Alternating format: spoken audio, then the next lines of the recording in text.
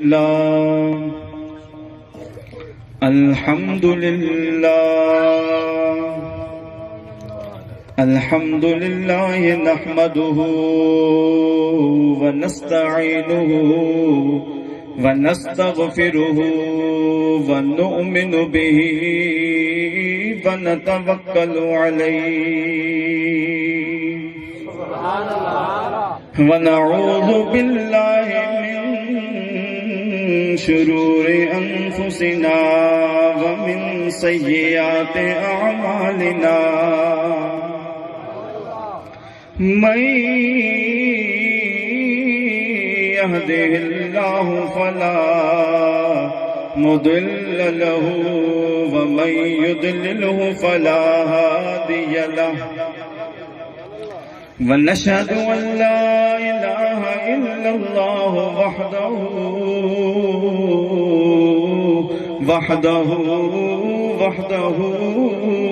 لا شريك له ونشهد أن سيدنا وسندنا ومولانا محمدا عبده ورسوله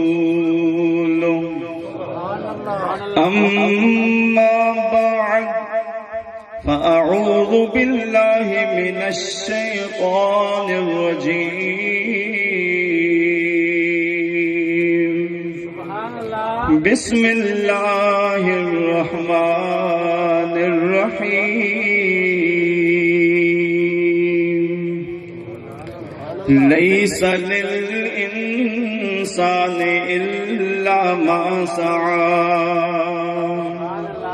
صدق الله مولانا العظيم وبلغنا رسوله النبي الكريم ونحن على ذلك لمن الشاهدين والشاكرين والمطمئنين والحمد لله رب العالمين. بڑی محبت، عقیدت اور خلوص کے ساتھ حضور اکرم نور مجسم جان عالم صلی اللہ علیہ وسلم کی بارگاہ میں درود و سلام کا نذرانہ پیش کیجیے.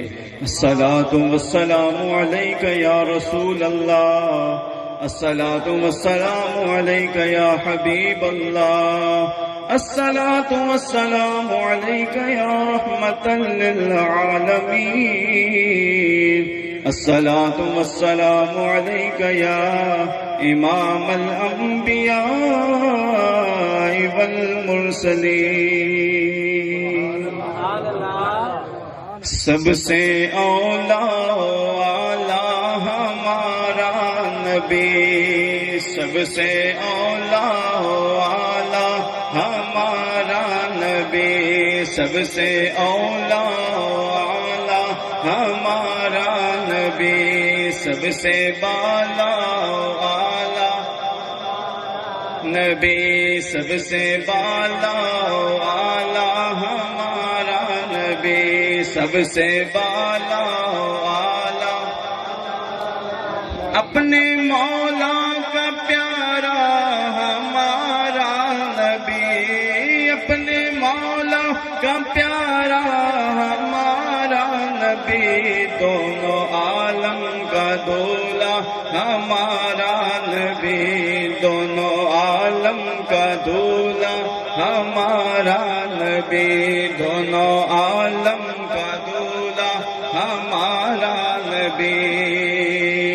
اور کون دیتا ہے دینے کو منہ چاہیے، کون دیتا ہے دینے کو منہ چاہیے، کون دیتا ہے دینے کو منہ چاہیے، دینے والا ہے سچا ہمارا نبی، دینے والا ہے سچا ہمارا نبی. اپنے مولا کا پیارا ہمارا نبی، اپنے مولا کا پیارا ہمارا نبی، دونوں عالم کا دولہ ہمارا نبی، دونوں عالم کا دولہ نبی، اور غمزدوں کو رضا مجددی جے کے ہیں، غمزدوں کو رضا مجددی جے کے ہیں، غمزدوں کو رضا مجددی جے کے ہیں، بے کسوں کا سہارا ہمارا نبی، بے کسوں کا سہارا نبی، بے کسوں کا سہارا ہمارا نبی، اپنے مولا کا پیارا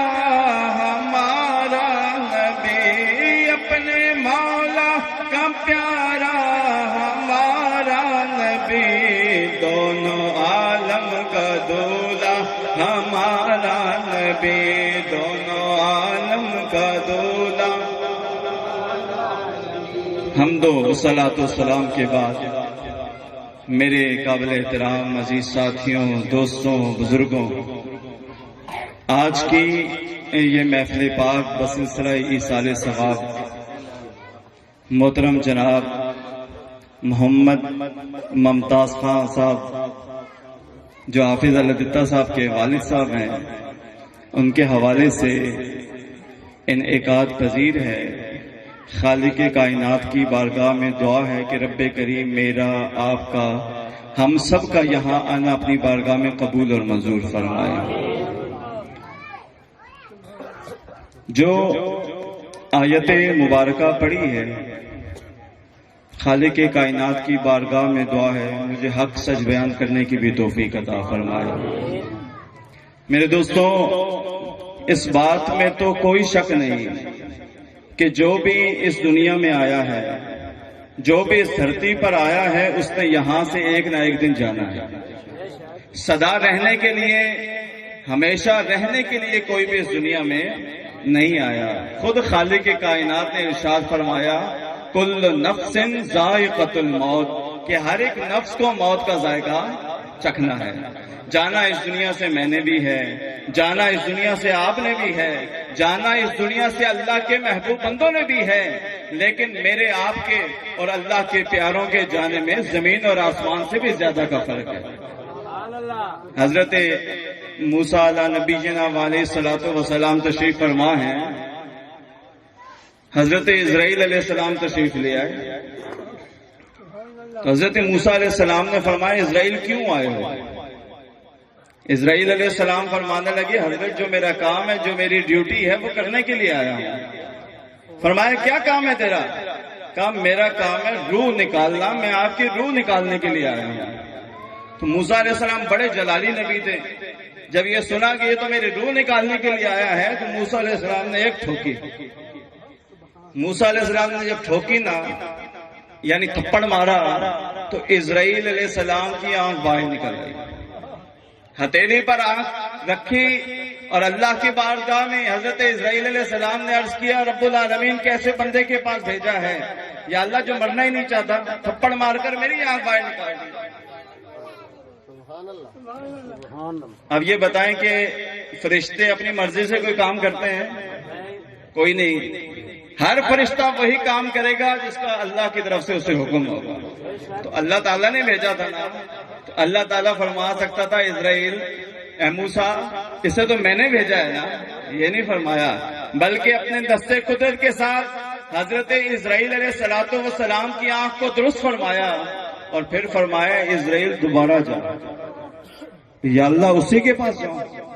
فرمایا ہاں اسی کے پاس جانا ہے، لیکن اب خالی ہاتھ نہیں جانا، اپنے ساتھ ایک بیل بھی لے کے جانا ہے، اپنے ساتھ ایک بیل لے کے جانا ہے، اور میرے نبی کو میرا سلام بھی کہنا ہے۔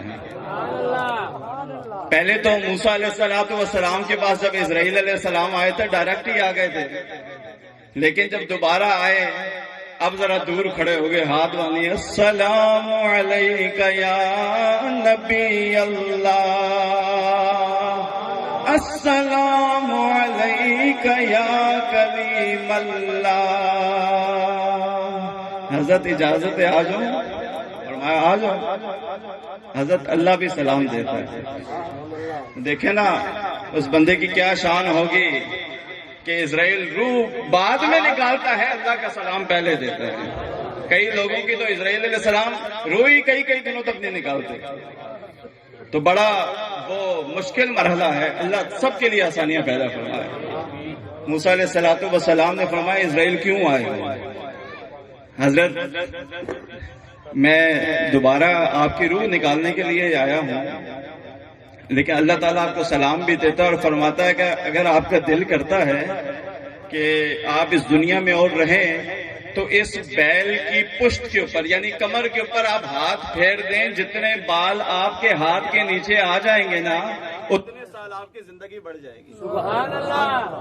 اتنے سال آپ کی سبحان اللہ سبحان اللہ.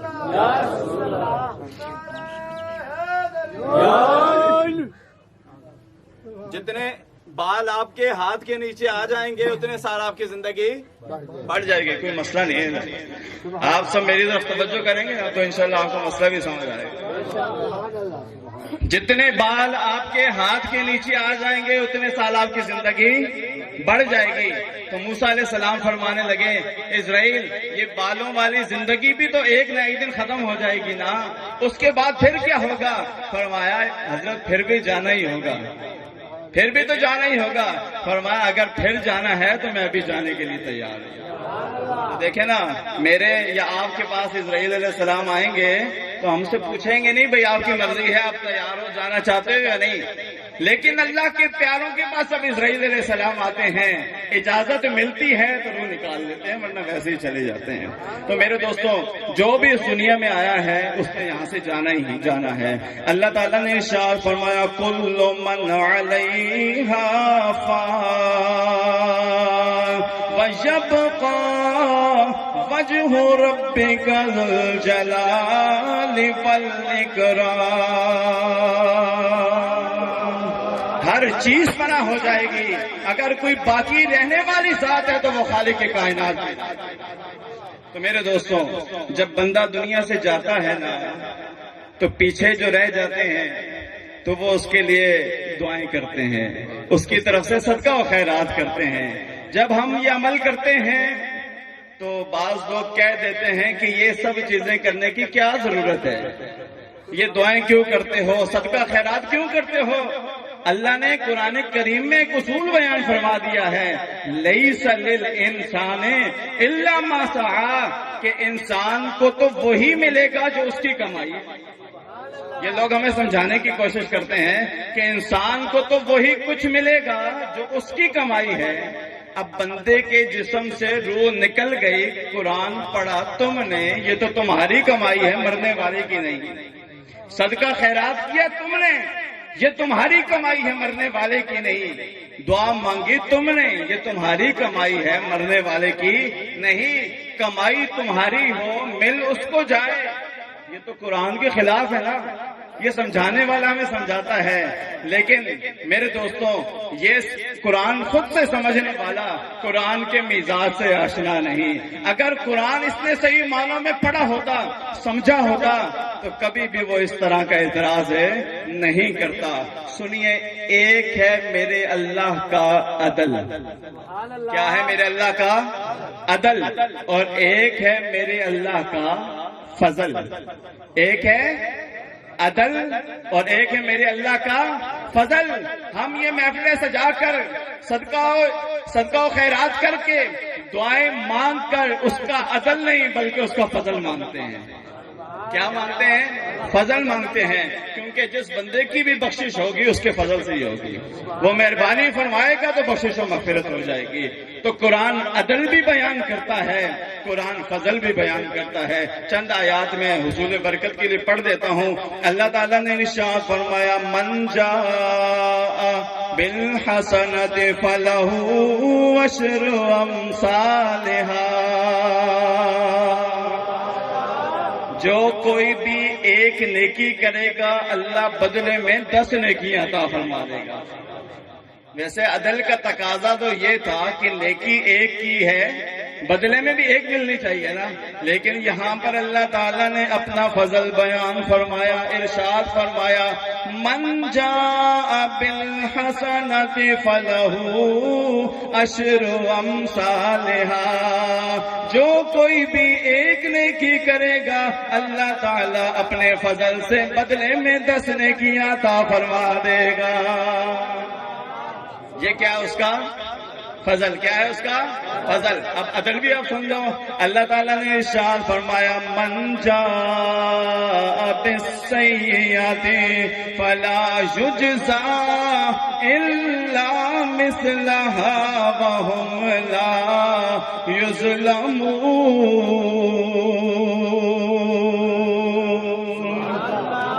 گناہ ہو جائے نا, کیا ہو جائے گناہ, تو جتنا گناہ ہوگا اتنی سزا ملے گی. ایسے نہیں گناہ تھوڑا ہو اور سزا زیادہ مل جائے, اللہ کسی پر ظلم نہیں فرماتا. میرے دوستوں گناہ تو ہو جاتے ہیں, غلطیاں تو ہو جاتی ہیں.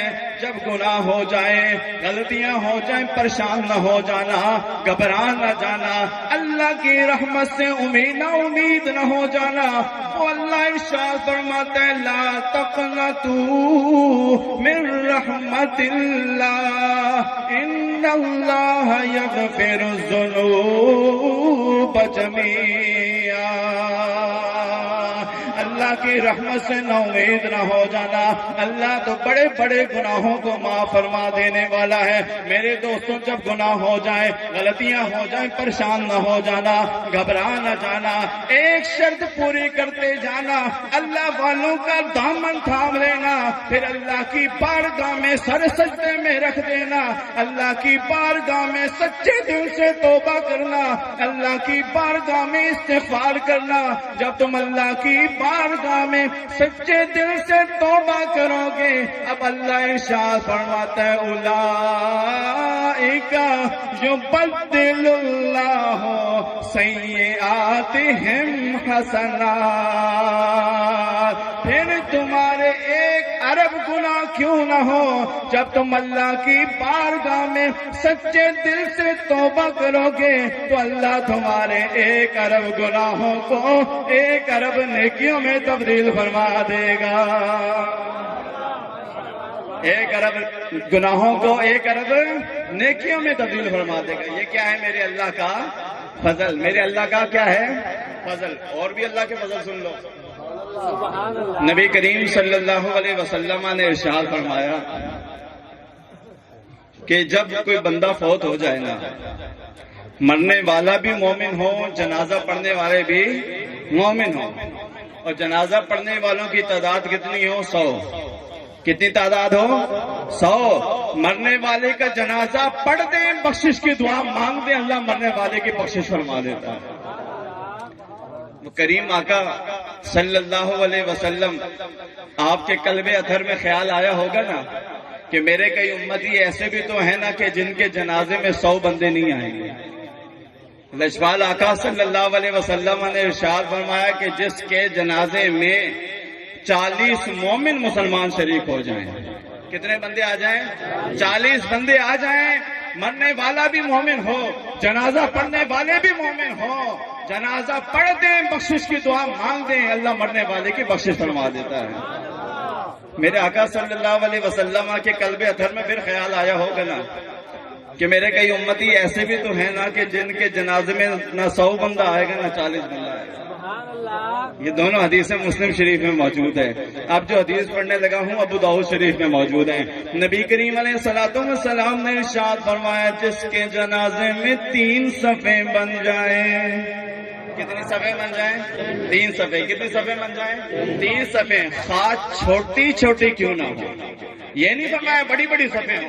کیا فرمایا جس کے جنازے میں 3 صفیں ہوں.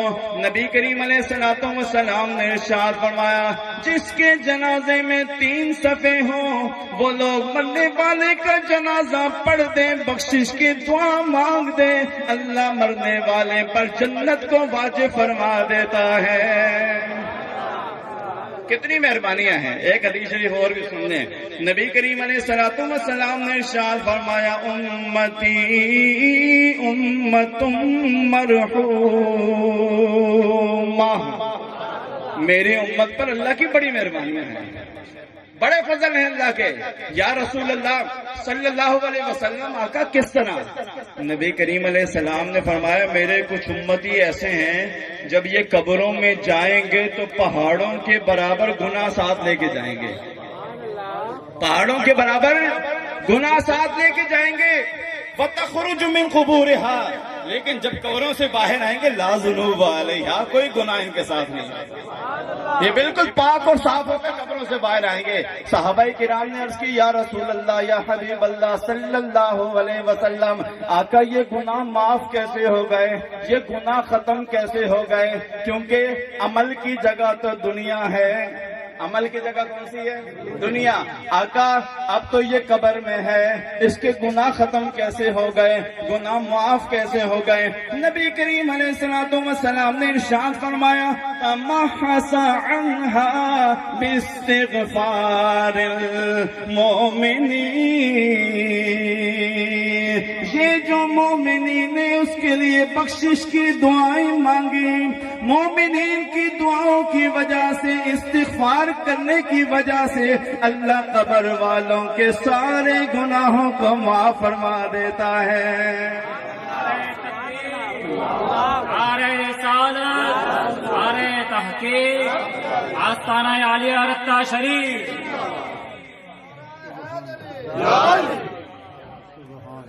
سبحان اللہ، ماشاء اللہ جی، ماشاء جے میں دیکھا عملہ والے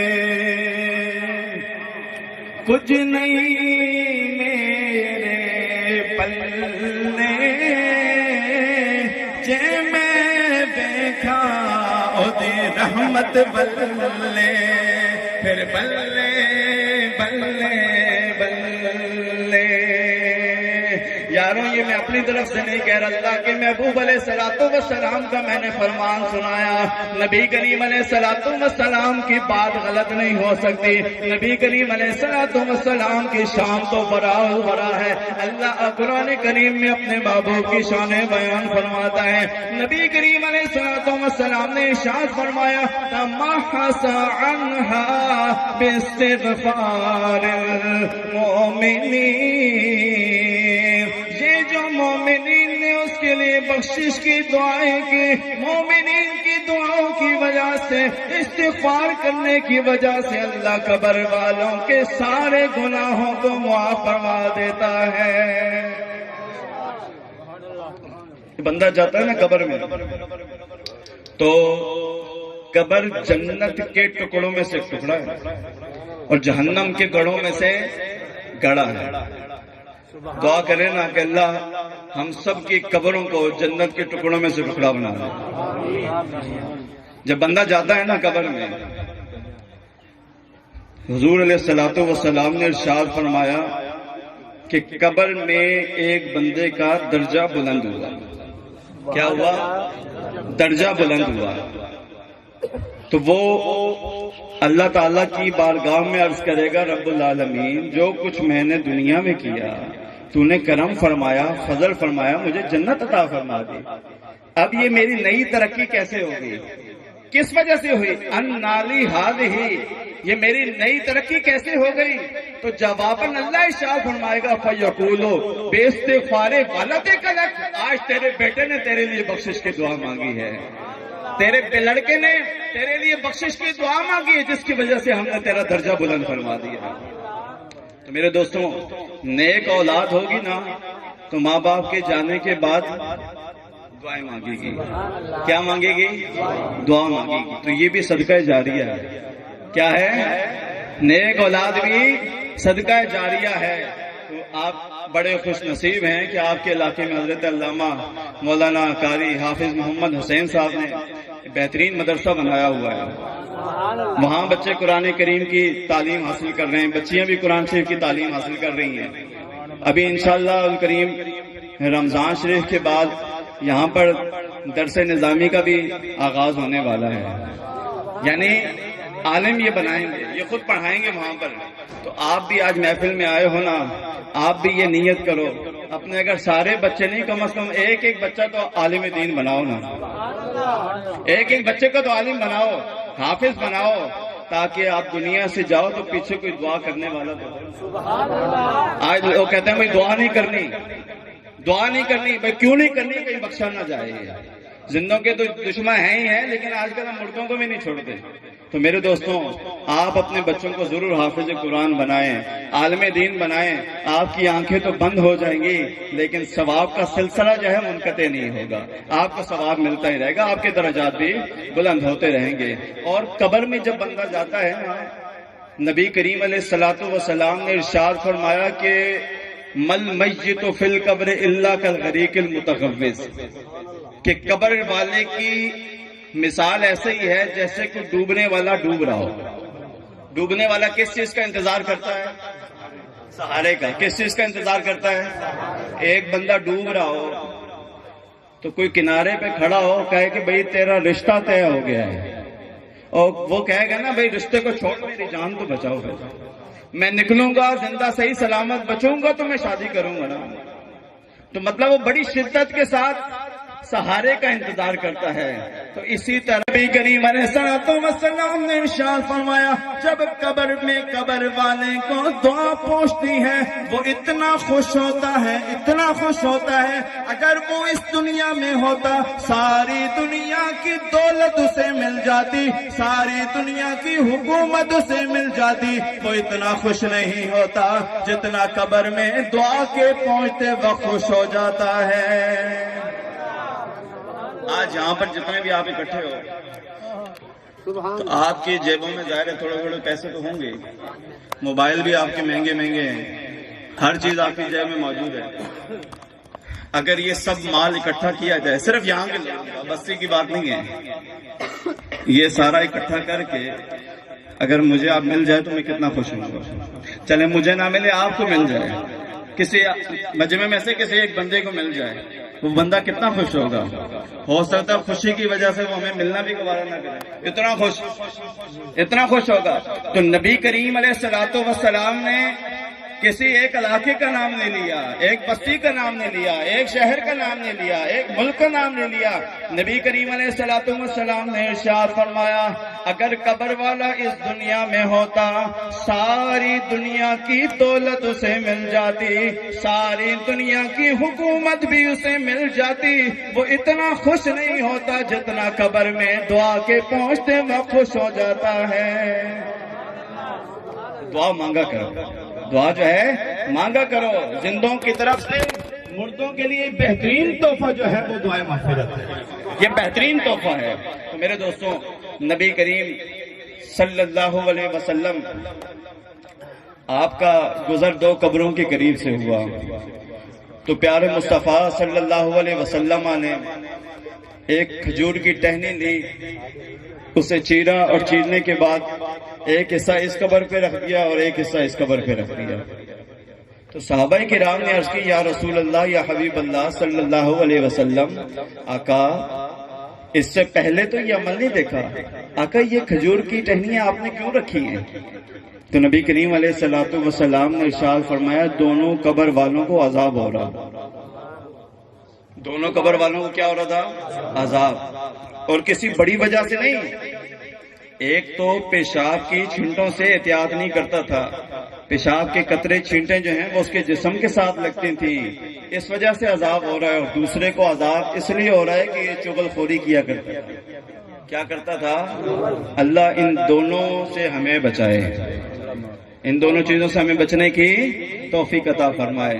تو میرے دوستوں، نبی کریم علیہ السلام کی بارگاہ میں عرض کی یا رسول اللہ یہ تو پتہ چل گیا، لیکن آقا یہ کھجور کی ٹہنیاں کیوں رکھی ہیں، یہ شاخیں کیوں رکھی ہیں؟ تو میرے مصطفیٰ کریم علیہ السلام نے ارشاد فرمایا میرے صحابہ جب تک یہ ٹہنیاں سرسبز رہیں گی، اللہ کا ذکر کرتی رہیں گی، جب تک یہ ذکر کرتی رہیں گی، قبر والے عذاب قبر سے محفوظ رہیں گے، ان کے عذاب میں تخفیف ہو جائے گی. لکڑی کتنی اچھی ہو نا، لیکن انسان تو پھر انسان ہے نا، اشرف المخلوقات ہے. تو میرے دوستوں، اگر وہ لکڑی جو ہے اللہ کی حمد و ثنا کرے، اللہ کی تسبیح بیان کرے تو عذاب قبر میں تخفیف ہو جاتی ہے. میں اور آپ قرآن پڑھ کر اپنے پیاروں کو اگر اصالے ثواب کریں تو فائدہ نہیں ہوگا؟ ضرور فائدہ ہوگا. اللہ تعالیٰ نے ارشاد فرمایا والذین جاؤوا من بعدہم یقولون ربنا اغفر لنا ولإخواننا الذین سبقونا بالایمان. وہ جو بعد میں آنے والے ہیں وہ یہ دعا مانگتے ہیں کہ رب العالمین ہماری بخشش فرمائے، اور ہم سے پہلے جو ایمان لے آئے مولا کریم ان کی بھی بخشش و مغفرت فرما. بندہ اپنے لیے بھی دعا کرتا ہے، اپنے سے پہلے والوں کے لیے بھی دعا کرتا ہے. اگر دعا کرنے کا کوئی مقصد نہ ہوتا، کوئی فائدہ نہ ہوتا تو خالق کائنات آیت مبارکہ کو نازل ہی نہ فرماتا. اور ایک آیت مبارکہ تو ایسی ہے جو ہر نمازی نماز میں پڑھتا ہے. ہر بندہ دعا کرتا ہے نا نماز میں، رب اجعلنی مقیم الصلاۃ. حضرت ابراہیم علیہ السلام نے دعا کی تھی، پروردگار مجھے پکا نمازی بنا دے. ہم بھی دعا کرتے ہیں اللہ ہمیں پکا نمازی بنا دے. ومن ذریتی، یا اللہ میری اولاد کو بھی نمازی بنا. ربنا وتقبل دعا، یا اللہ میری دعا کو اپنی بارگاہ میں قبول فرما. ربنا اغفر لی، یا اللہ میری بخشش فرما. ولوالدی، یا اللہ میرے والدین کی بھی بخشش فرما. وللمؤمنین یوم یقوم الحساب، اور تمام مومنین کی بخشش فرما قیامت کے دن. بندہ اپنے لیے بھی دعا کرتا ہے، اپنے والدین کے لیے بھی دعا کرتا ہے، تمام امت کے لیے، تمام مومنین کے لیے بھی دعا کرتا ہے. اگر دعا کا کوئی مقصد نہ ہوتا، کوئی فائدہ نہ ہوتا، خالق کائنات اس آیت مبارکہ کو بھی نازل نہ فرماتا. اللہ تعالیٰ کی بارگاہ میں دعا ہے رب العالمین میرا، آپ کا، ہم سب کا یہاں آنا اپنی بارگاہ میں قبول اور منظور فرمائے. وہ حافظ الدتہ صاحب کے والد صاحب کی بھی بخشش و مغفرت فرمائے. آمین ثم آمین. وآخر دعوانا الحمدللہ رب العالمین. تمام احباب کو علم ہی ہے کہ جیسے کہ رتہ شریف میں 22-23 جون کو سالانہ مفتیان کرام کا عرس شریف ہوتا ہے، تو آپ کوشش کیجئے گا وہاں آپ تشریف لائیے گا. جب آپ وہاں آئیں گے تو آپ کو انشاءاللہ بڑا سکون حاصل ہوگا. اور آپ دیکھیں گے کہ آستانہ علی رتہ شریف میں ہر کام جو ہے وہ شریعت کے مطابق ہوتا ہے. کس کے مطابق ہوتا ہے؟ شریعت. آپ یہ سوچ لو، سمجھ لو، اپنے ذہنوں میں یہ بات بٹھا لو کہ شریعت جو ہے وہ ہر چیز کے اوپر حاوی ہے. ہر چیز کے اوپر شریعت حاوی ہے. آپ جب وہاں آئیں گے نا، آپ دیکھنا کہ کوئی بندہ قبروں کو سجدہ نہیں کرے گا، قبروں کو سجدہ نہیں کرے گا، قبروں کا طواف نہیں کرے گا. میرے دوستوں، بزرگان دین جو ہیں ان کی تعلیمات یہ نہیں کہ آ کے ہمارے مزاروں میں سجدہ کرو یا آ کے ہمارے مزارات کا طواف کرو. جو بندہ یہ کرتا ہے وہ غلط کرتا ہے، جو بندہ کرتا ہے وہ غلط کرتا ہے. اللہ کی بارگاہ میں دعا ہے اللہ تعالی ہم سب کو دین پڑھنے کی، سمجھنے کی اور پھر اس پر عمل کرنے کی توفیق عطا فرمائے. وما علینا الا البلاغ.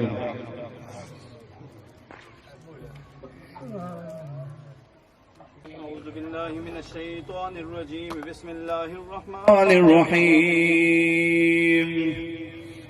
قل جاء أيها الكافرون لا أعبد ما تعبدون ولا أنتم عابدون ما أعبد ولا أنا عابد ما عبدتم ولا أنتم عابدون ما أعبد لكم دينكم ولي دين. بسم الله الرحمن الرحيم. قل هو الله أحد الله الصمد لم يلد ولم يولد ولم يكن له كفوا أحد.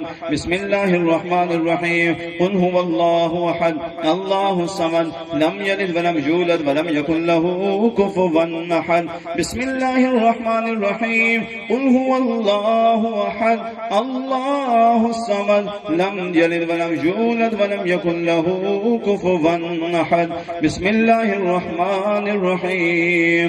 قل أعوذ برب الفلق من شر ما خلق ومن شر غاسق إذا وقب ومن شر النفاثات في العقد ومن شر حاسد إذا حسد. بسم الله الرحمن الرحيم. قل أعوذ برب الناس ملك الناس إله الناس من شر الوسواس الخناس الذي يوسوس في صدور الناس من الجنة والناس. بسم الله الرحمن الرحيم الحمد لله رب العالمين الرحمن الرحيم مالك يوم الدين إياك نعبد وإياك نستعين اهدنا الصراط المستقيم صراط الذين أنعمت عليهم غير المغضوب عليهم ولا الضالين آمين بسم الله الرحمن الرحيم ألف لام ميم ذلك الكتاب لا ريب فيه هدى للمتقين الذين يؤمنون بالغيب ويقيمون الصلاة ومما رزقناهم ينفقون والذين يؤمنون بما أنزل إليك وما أنزل من قبلك وبالآخرة هم يوقنون أولئك على هدى من ربهم وأولئك هم المفلحون وإلهكم إله واحد لا إله إلا هو الرحمن الرحيم إن رحمة الله قريب من المحسنين وما أرسلناك إلا رحمة للعالمين ما كان محمد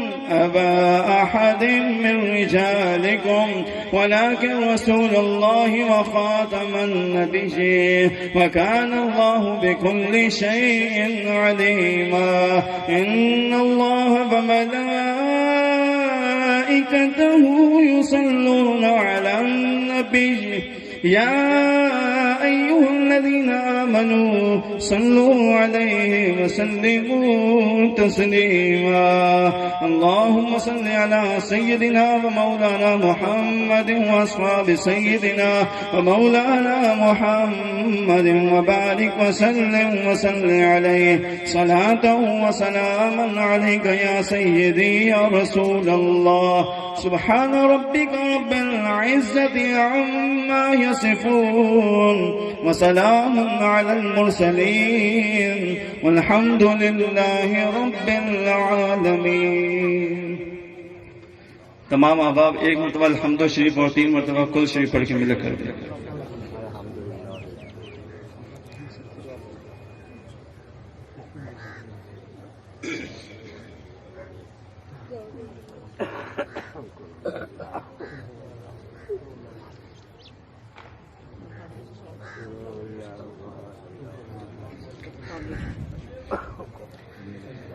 آمین الحمد للہ رب العالمین والعاقبۃ للمتقین والصلاة والسلام على سید الاولین والآخرین وعلى آلہ الطیبین الطاہرین وعلى آلہ واصحابہ اجمعین خالق کائنات جو کلام شریف میں نے پڑھی اس کا ثواب جو کلام شریف پڑھ کر میرے مل کی گئی اس کا ثواب اور بے شمار درود شریف پڑھا گیا بے شمار سورہ یاسین شریف کا ختم شریف کیا گیا 6 قرآن پاک کا ثواب جو میرے مل کیا گیا جو طعام حاضر کیا گیا اس کا ثواب اپنی بارگاہ میں قبول اور منظور فرما مولا کریم جو نعت خوانی ہوئی جو بیانات ہوئے یا اللہ اس سب کو اپنی بارگاہ میں قبول اور منظور فرما ہمارے پڑھنے کے اندر سننے کے اندر کسی قسم کی کوئی غلطی کوتاہی ہو گئی ہو معاف فرما سب کا ثواب حضور نبی کریم رؤوف الرحیم صلی اللہ علیہ وسلم کی بارگاہ میں ہدیۃ عقیدۃ ندبًا احتراما تعظیما پیش کرتے ہیں قبول فرما